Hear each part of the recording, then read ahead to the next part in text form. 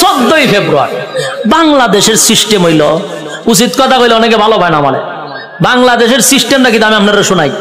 বাংলাদেশ হইল প্রেম পিরিত করতে পারবেন, প্রেম ফিরিত বুঝুননি, ভালোবাসা করতে পারবেন, ফিরিত করতে পারবেন। এই জন্য 14ই ফেব্রুয়ারিও দিছে ভালোবাসার লাগিয়া।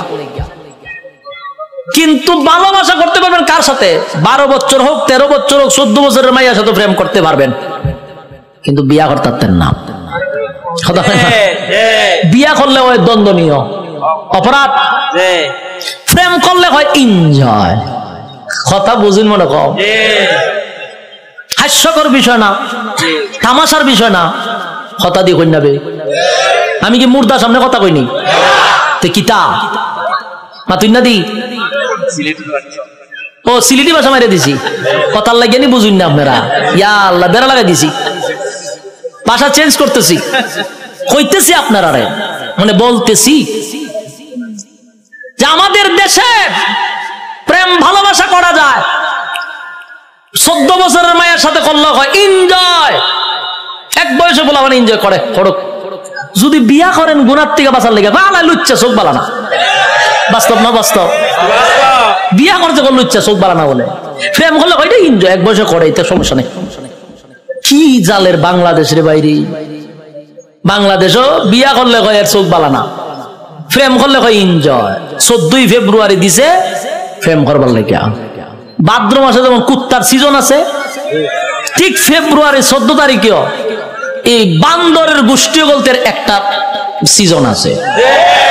মানুষ তো দুই ভাগে ভাগ হইছে, একটা হইল আদমের সন্তান আর একটা হইল বান্দরের সন্তান। বাস্তব না বাস্তব? ওই জাফর ইকবালের গোষ্ঠী একটা আছে, বান্দরের গোষ্ঠী। 14 তারিখ যা আছে বান্দর সান্দর লইয়া সব লাম্ব লাইমা খাম কু খাম দিনের খাম সব কইরা 10 মাস 10 দিন পরে 71 টিভি বাইরিব, ওই বিভিন্ন ডাস্টবিনও দেখতো নবজাতক শিশু আসেনি। আজকে দেখবেন মাওতে গেলে নবজাতক শিশু পাওয়া গেছে ডাস্টবিনে, নবজাতক শিশু পাওয়া গেছে বিভিন্ন টয়লেটে। তুই এখন এটি বসার খরচ করে, যে সময় আখাম কুখাম ফারকে হয় তখন বাধা দেশ না করে, এই সময় এনজয়। আর যখন ডাস্টবিনও বাচ্চা পাওয়া যায় এখন নবজাতক শিশু পাওয়া গেছে, জুতা দা বাইরে কপালের সারা বাড়াইলে দরকার। তামাশা শুরু হয়েছে। এই যে 14ই ফেব্রুয়ারি এখন আটকাস না করে, এই যে হোটেল গুলাতে পার্কে কত নিকৃষ্ট কাজ হচ্ছে, অবাধ জানাবে বিচার হচ্ছে, কোনো বাধা নাই। কিন্তু যখন 10 মাস 10 দিন পরে রাস্তাঘাটে ছোট ছোট বাচ্চা পাওয়া যায়, তখন 71 টিভি বাইরে করবো এগুলা তো মারাত্মক একটা খারাপ কাজ, নবজাতক শিশু পাওয়া গেছে। আরো 2-1টা বান্দরের গোষ্ঠী রান্না করবো, আপনারা কি বলেন? এটা করবো না, এটা নিকৃষ্ট কাজ, নিকৃষ্ট কাজ। হেও কইবো আবার এই সময় জুতা থাকতো আমার তো, আর কপালের মধ্যে খালি বাইরিতাম। এটা না হইলে বাংলাদেশ। উচিত কথা কইলে মোল্লা বালানা, ঠিক নেই?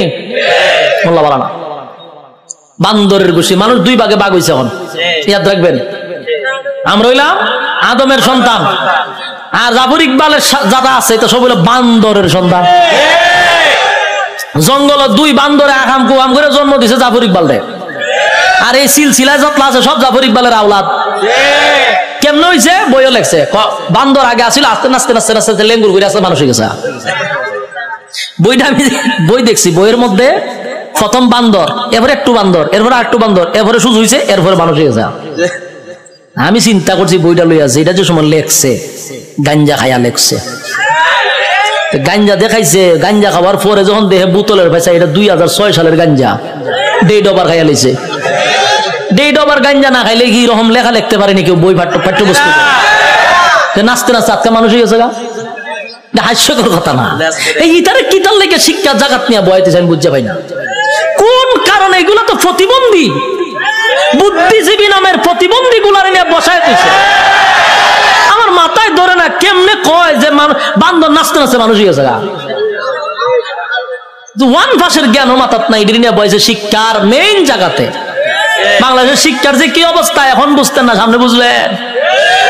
এখানে যারা বসানো, একজন কেউ নাস্তিক বানানো সম্ভব না, কিন্তু এরা টার্গেট আপনারে বানাইতেও না, এরা টার্গেট আপনারে নাস্তিক বানাবে না।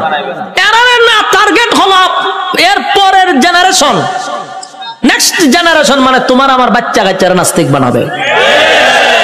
এই জন্য বাবা হিসাবে প্রতিবাদ করা তোমার দরকার।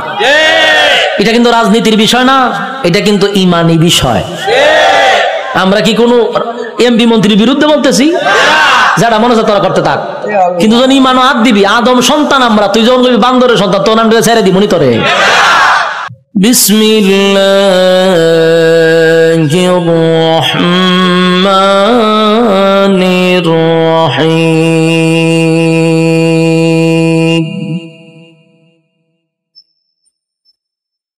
ইল্লা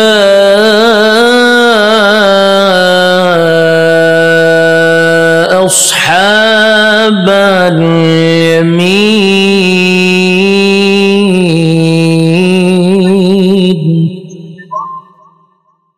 ফি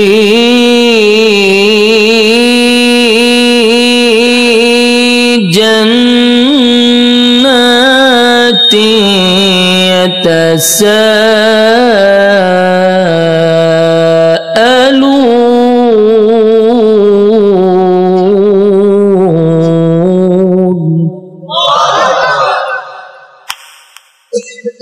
عن المجرمين ما سلككم في سقر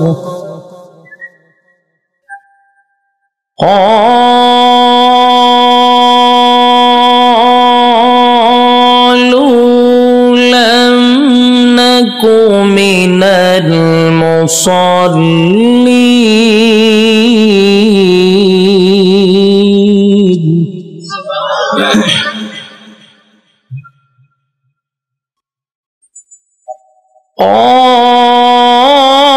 قالوا لم نك من المصلين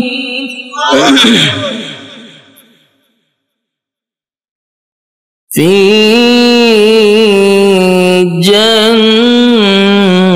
جنات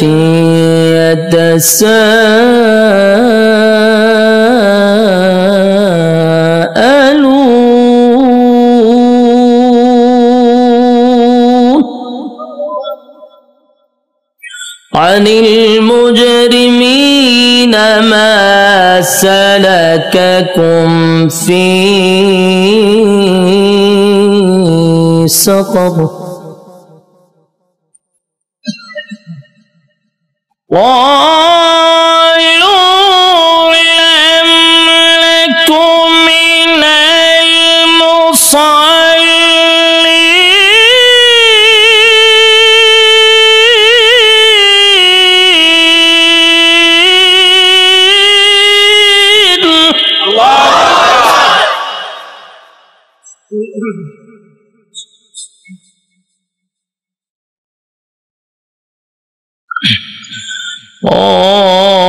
قالوا لم نك من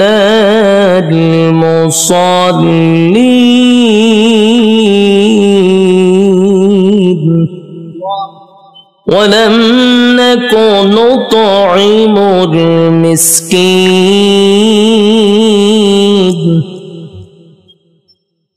وكنا نخوض مع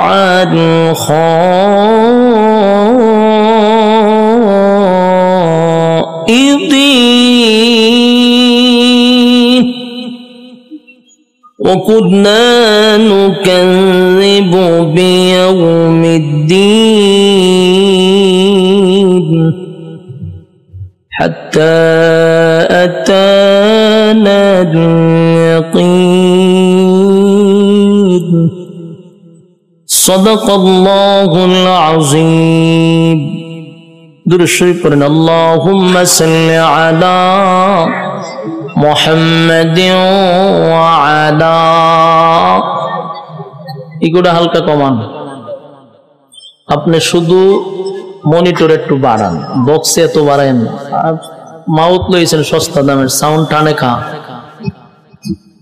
দুরূদ শরীফ পড়েন আল্লাহুম্মা সাল্লি আলা মুহাম্মাদিন ওয়া আলা আলি মুহাম্মাদ كما صليت على إبراهيم وعلى إنك حميد مجيد اللهم بارك على محمد وعلى كما باركت على إبراهيم وعلى إنك حميد مجيد بختی کا چمکے ستارہ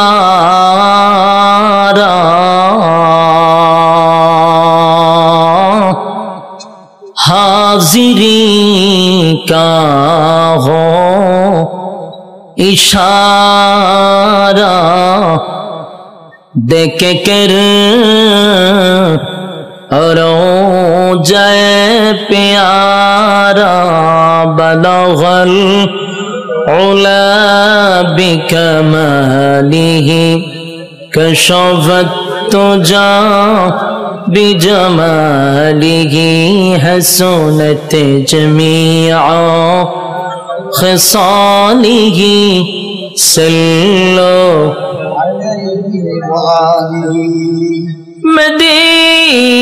مدینہ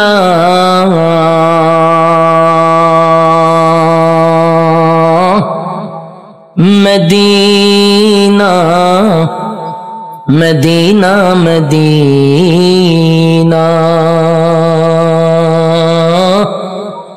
مؤمنوں کی گنگناہ دیدار مدینہ عاشقوں کی تمنا ہے بلغ العلا بکمالہ کشفت تجا بجمالہ حسنت جمیع خصالہ صلو علیہ میرا دل طلب رہا ہے میرے جل رہا ہے سینہ اے دوا وہی ملیں گی مجھے لے چلو مدینہ بلغ العلا بکمالہ کشفت تجا بجمالہ حسنت جمیع خصالہ صلو علیہ ذکر باطل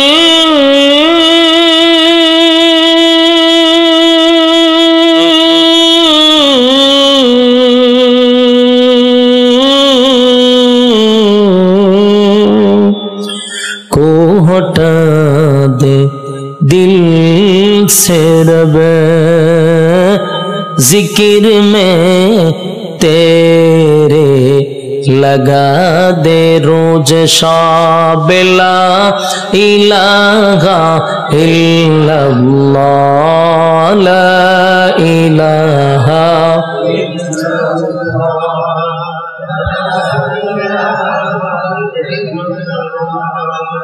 لا الہ الا اللہ لا الہ الا اللہ لا الہ لا الہ الا اللہ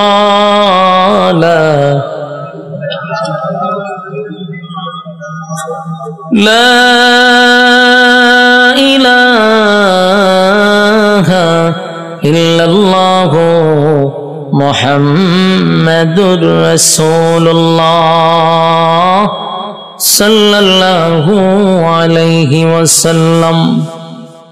আলহামদুলিল্লাহ, বরিশাল জেলার বরিশাল বিভাগের ভোলা জেলার চরপেশন থানার অন্তর্গত উত্তর হাসানগঞ্জ যুব সমাজ কল্যাণ তাফসীর কমিটির উদ্যোগে 2 দিন বার্ষিক তাফসীরুল কোরআন মাহফিল। সভাপতি আজকের যিনি জনাব আলহাজ আবুল কাশেম মোল্লা সাহেব। আজকের মাহফিলের যিনি প্রধান অতিথি আলহাজ জয়নাল আবেদিন আখন সাহেব, চেয়ারম্যান উপজেলা পরিষদ চরপেশন। আজকের মাহফিলের বিশেষ অতিথিবৃন্দ, মুআজ্জিজ মুকাররম হযরত উলামায়ে কেরাম, উপস্থিত তরুণ যুবক ভাইরা, মুরব্বিয়ান আযম, আওয়াজ যতটুকু দূরে যায় অবস্থানরত পর্দানিশী মা ও বোনেরা, সকলকে আমার অন্তরের অন্তঃস্থল থেকে জ্ঞাপন করছি মুবারক সবটুকুন শুকরিয়া আল্লাহ সুবহান মহিয়ান গনিয়ান সর্বশক্তিমান আল্লাহ পাকের জন্য, যিনি অত্যন্ত দয়ামায়া করে হাজারো মানুষের মাঝখান থেকে যাচাই বাছাই করে নির্বাচিত করে পছন্দ করে মহব্বত করে জান্নাতি বাগানে উলামায়ে কেরামদের সহবতে আসার বসার তৌফিকটুকু দান করেছেন। এজন্য আমরা শুকরিয়া আদায় করছি অবনত চিত্তে, হৃদয়ের আবেগ অনুভূতি উজাড় করে সমবেত কণ্ঠে উচ্চ আওয়াজে বলি আলহামদুলিল্লাহ। লক্ষ কোটি দুরুদ এবং সালাম আল্লাহর সৃষ্টির প্রধান আকর্ষণ জনাবে মুহাম্মদুর রাসূলুল্লাহ সাল্লাল্লাহু আলাইহি ওয়াসাল্লামের উপর। সম্মানিত সুধী, আপনারা আসতে পেরে বসতে পেরে খুশি না বেজার? বরকতপূর্ণ মজলিস, ফজিলতপূর্ণ মজলিস, উলামায়ে কেরামদের মজলিস, আল্লাহ ওয়ালাদের মজলিস, ফেরেশতাদের মজলিস। এই মজলিসে যতক্ষণ বসবেন চেষ্টা করবেন আদবের সহিত বসা, কারণ আমরা দেখি না কিন্তু এখানে ফেরেশতারাও থাকে, জিন্নাতরাও থাকে। প্রতিটা মাহফিলে জিনরাও ওয়াজ শুনতে আসে। আপনার পাকে বাকি বসা অথবা আপনি বলতে পারেন না, এই জন্য যতক্ষণ বসবেন আদবের সহিত, আপনার বেয়াদবির কারণে যেন ফেরেশতারা বিরক্ত না হয়। অত্যন্ত গুরুত্বপূর্ণ মজলিস। আল্লাহর রাসূল বলেন যতক্ষণ মানুষ কথা শোনার উদ্দেশ্যে বসা থাকবে, রাসূল বলেন নাযালাত আলাইহিমুস সাকিনা, উপর থেকে রহমত নাজিল হইতে থাকে। প্যান্ডেলের ভিতরে যতক্ষণ থাকবেন গুনাহ না হওয়াটাই সম্ভব, প্যান্ডেলের বাহিরে গেলে গুনাহ হওয়াটা সম্ভব। তাই আমরা গুনাহ মুক্ত পরিবেশে আছি। এখনো যারা রাস্তাঘাটে দোকান পাটে অনর্থক অকারণে সময় নষ্ট করতেছেন, মেহেরবানি করে প্যান্ডেলে চলে আসুন, এটা আপনার জন্য নিরাপদ। বছরে একবার একটা মাহফিল হয়, যদি আমরা নাওই বসতে পারি তাহলে আমাদের মতো কপাল পোড়া কেউ নেই। এই জন্য ধৈর্যের সাথে বসবো। আমি আপনাদের এখানে অনেক আগেই আসছি, কিন্তু আসার পরে আমি রিমান্ডে ছিলাম, পুরা রিমান্ডে। একটা মানুষ আয়ার রেস্ট নিতে হয়, কারণ সে যখন 1-1.5 ঘন্টা চিল্লাইব তার ব্রেনটা ফ্রেশ থাকা দরকার। আমার নেই, আপনারা বসাইছেন মসজিদের দোতলায়, মাইকের আওয়াজে আমি অর্ধেক পাগল হয়ে গেছি, মাথার ব্যথায় অস্থির অবস্থা। এই পুরা মাইকের হরনের সামনে নিয়ে আমার রাখছেন, এটা তো এক ধরনের রিমান্ডের মতো। একটা বক্তা আসলে তার আলাদা এক জায়গায় রাখেন যাতে আওয়াজটা না যায়। যতক্ষণ বসা তাই ততক্ষণ যেন ব্রেনটা ফ্রেশ থাকে, কারণ কথা তো বলতেই। এখন মাথা ব্যথা নিয়ে আছে, কথা কইতেছে, আমি চিল্লি দিলে যদি স্টক ফিরে লাই দায়বার কেউ হইব। চিল্লি দিচ্ছি একটা এত টান দিয়ে আমার মাথা যখন দেখি সব রক ছিঁড়ে গেছে, এমন অবস্থা, ব্যথা শুরু হয়েছে। যতক্ষণ আমি বইয়া রয়েছিলাম, কি যে যন্ত্রণার মধ্যে আমি আছিলাম। আর আপনার বক্তব্য মাশাআল্লাহ যৎকান ওয়াজ করছে, তুফান ছুটাইছে। আমি চিন্তা করছি কোন সময় একটু শান্ত হইব, শান্ত হয় না, কিয়ামত গেছে। সর্বনাশ সর্বনাশ। বুলা একটা দ্বীপ এলাকা। আমি বুলা এত দূর কেন আসতাম বলেন? মহব্বতই আসি। বুলাতে আমি কয়েকটা প্রোগ্রাম রাখছি। আসার একটাই উদ্দেশ্য, বুলাতে আসলে যে আপ্যায়ন, যে মহব্বত, যে ভালোবাসা আমরা পাই, বিভিন্ন জায়গায় গেলে আমরা বলি। গতকালকে এক জায়গায় ছিলাম, আমি তো আপনাদের কমিটিও বলছি যে আমি শ্বশুর বাড়িতে গিয়েও জীবনে এত আপ্যায়ন পাইছি না। আমার যেই পরিমাণ তারা আদর আপ্যায়ন করছে, আমি মুগ্ধ হয়ে গেছি। ভালোবাসা। বুলার মানুষ অমায়িক, এটা আমরাও জানি।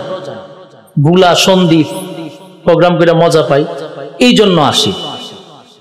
আর না হয় এই তারিখ আমরা সাইডে ফাইডে ডাকার দিলে 2-3টা প্রোগ্রাম করে বাসায় এর ডাবল হাদিয়া লইয়া ঘুমাইতে পারি। বাস্তব না বাস্তব? দিলে 3টা প্রোগ্রাম করি, একবার সর্বনিম্ন 2টা। আবার বাসায় গিয়ে বউ বাচ্চা লইয়া ঘুমাইতে পারি, সবাই খুশি। আর এই যেখানে আইলাম, দিন নাই রাত নাই, এই হলো পরিস্থিতি। কিন্তু আসি কেন? মহব্বত নিয়ে আসি। আপনারাও ভালোবাসেন আলেম ওলামাদেরকে।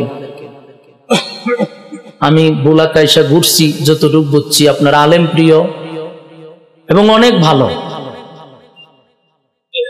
বর্তমান যে কালচার, এই কালচার থেকে আপনারা অনেক দূরে আছেন। বেহায়াপনার থেকে বুলাবাসী অনেক দূরে। আমি আজকে সারাদিন ঘুরছি, নদীর পারে টারে ঘুরছি, ঘুরে দেখলাম অনেক ভালো আমাদের এলাকার থেকে। শহরবন্দির থেকে তো 1000 গুণ ভালো। এদিকে গুনাহ কম, চতুর্দিকে গুনাহ বেশি।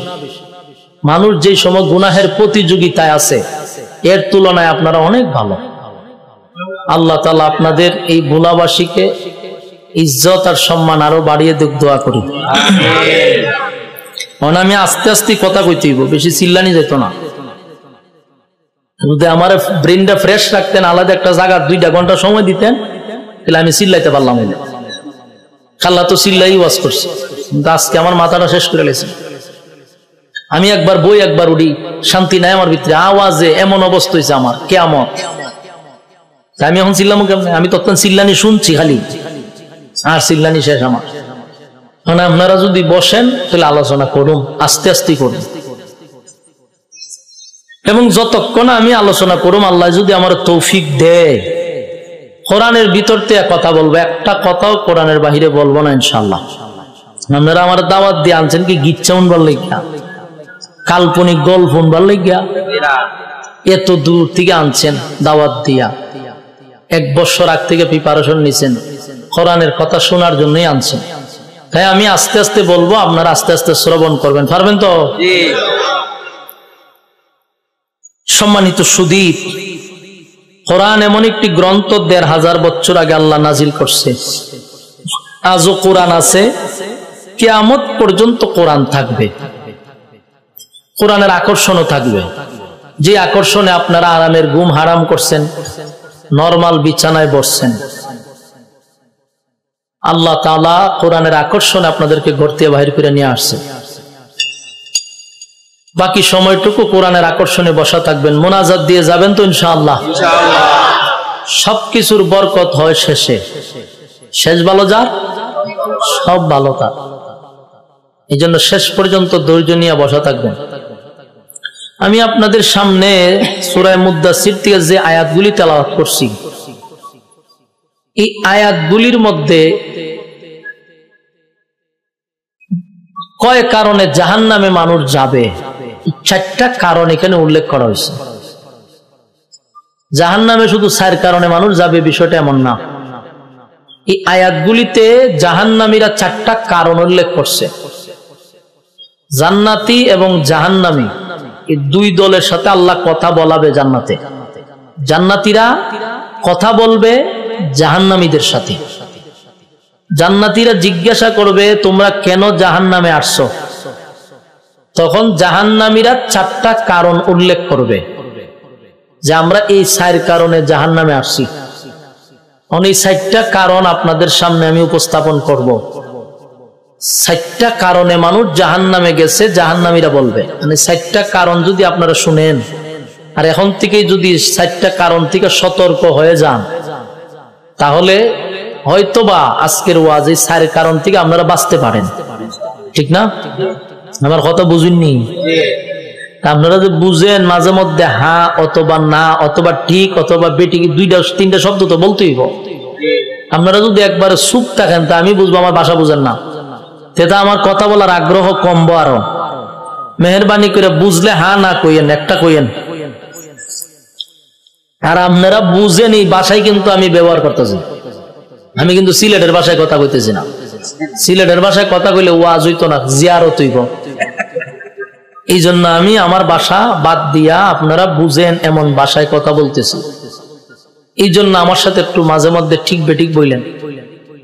যে চারটা কারণ আপনাদের সামনে আমি বলবো, আল্লাহ বলার তৌফিক দিলে এই চার কারণ যদি আপনারা শুনতে পারেন, অন্তত পক্ষে জানা তৈব যে চারটা কাজ করলে জাহান্নামে যেতে হইব। আমরা এই চারটা কাজ থেকে যদি বিরত থাকি, আমরা বাচ্চা গেলাম। এই চার কারণ আমি বয়ানের শেষে বলবো। ওখানে যদি বললা দেই তো ওয়াজ শেষ, তো ওয়াজ শেষ হলে কমিটিকে আমার ছেড়ে দিব, ছেড়ে দিত হুজুর চার কারণ হয়ে ওয়াজ শেষ করে এলাম, তো আমি 10 মিনিটে শেষ করে নিতাম। কিন্তু সিস্টেম হইল এরকম যে চারটা কারণ বলতে গেলে এটা লম্বা করতে হয়। লম্বা কইরাতে শ্রোতার জন্য 2-1.5 ঘন্টা ওয়াজ করতে হয়। এখন এই চারটা কারণই হইল মেইন পয়েন্ট ওয়াজের। এই চারটা কারণ আমি লাস্টে বলবো। এই কারণে 4 কারণের আগে আমাদের কি কি করণীয়, এই করণীয় বিষয়গুলো আপনাদের সামনে উপস্থাপন করব।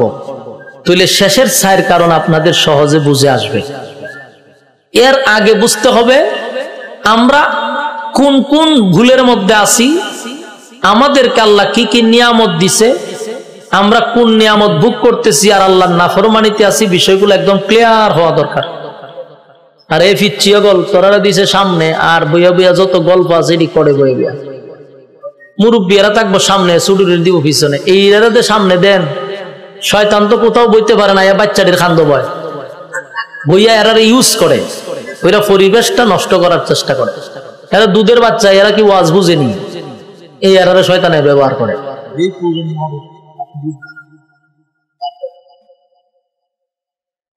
এখন এই জন্য আপনারা একটু যারা সামনে আছেন এরা একটু খেয়াল রাখেন, কথা যাতে না হয়, কথা যাতে না হয়। ছোট ছোট বাচ্চা যারা বুঝবো এরা গরব হয়ে রয়েছে, আর যারা ওয়াজ বুঝতো না এরা সামনে পাঠাইছে। সম্মানিত শুধু কথাগুলি মনোযোগ দিয়ে শুনবেন, তাহলে আমরা আজকের এই আয়াত থেকে কয়টা কারণ পেলাম? 4টা কারণের উপরে আলোচনা হবে। কোন কারণে মানুষ জাহান্নামে যাবে, এই 4টা কারণ হলো আজকের এই মাহফিলের মেইন ভূমিকা এবং মেইন আলোচ্য, যারা থেকে আমাদের বোঝা দরকার। এখন আসুন আমরা যে বিষয়টা আগে জানা দরকার, এটা হলো এই পৃথিবীতে আমরা যে আল্লাহ আসছি, এই পৃথিবীর কোন মানুষকে আজ পর্যন্ত চিরস্থায়ী থাকতে পারছে? ক্ষমতা দিয়ে থাকতে পারছে? কোনোভাবেই এই পৃথিবীতে তাহা সম্ভব হয়েছে না। আর এটা চিরস্থায়ী না, এই পৃথিবীটা হলো ক্ষণস্থায়ী, কেউ থাকবো না, এটাই চিরসত্য। আমার আগেও ছিল না, এখনো নাই। পৃথিবীর থেকে চলে যেতে হবে, প্রত্যেকটা প্রাণী তার মৃত্যুর স্বাদ গ্রহণ করতে হবে। আস্তিক হোক নাস্তিক হোক, যে কোনো ধর্মের হোক, একটা বিষয়ে একমত, এটা হলো মরতে হবে। ঠিক হইলে ঠিক কইবেন। আপনারা লই আওয়াজ করা আজকে খুব কঠিন হইব আমার। আপনারা গুতা দিয়া যদি আমার কথা কইতে হয়, তো বাকি কথা আমি কমু কেমনে? ঠিক হইলে ঠিক কইয়া লইবেন, না আমারও কমন লাগবো। হুজুর আপনি কোন সব মহা সমস্যা পড়ো। আমরা যদি ভাবনার মানুষের মতো হয়ে গেছেন গা, ভাবনা ওয়াজ করলে যে বিপদ আমি পড়ি, এত বিরক্ত লাগে ভাবনা ওয়াজ করলে। এরারে কাটকুতানে দিলেও হাসি দেয় না, এমন মারাত্মক, এমন মারাত্মক। আপনারা তো বুলার মানুষ, আল্লাহওয়ালা মানুষ, আপনারা তো সচেতন, একটা আওয়াজ দিয়েন। আওয়াজ দিলে লাভটা কি হয়? বক্তার কথা বলার উৎসাহ বাড়ে। আর যেইভাবে চোখ ফিরা থাকেন কথা বলার আগ্রহ কমে যাবে আরো, এই জন্য একটা আগ্রহ বাড়াই দিয়েন। সম্মানিত সুধী, আস্তিক নাস্তিক যে কোনো ধর্মের হোক, অন্যান্য বিষয় নিয়ে দেখবেন একমত হয় না, কিন্তু একটা বিষয় নিয়ে একমত যে মরতে হবে, এটা কইলে কহ ঠিক, এটা রাইট, মরতে হবে। তার মানে এটা অস্বীকার করেন, মরণ লাগবে।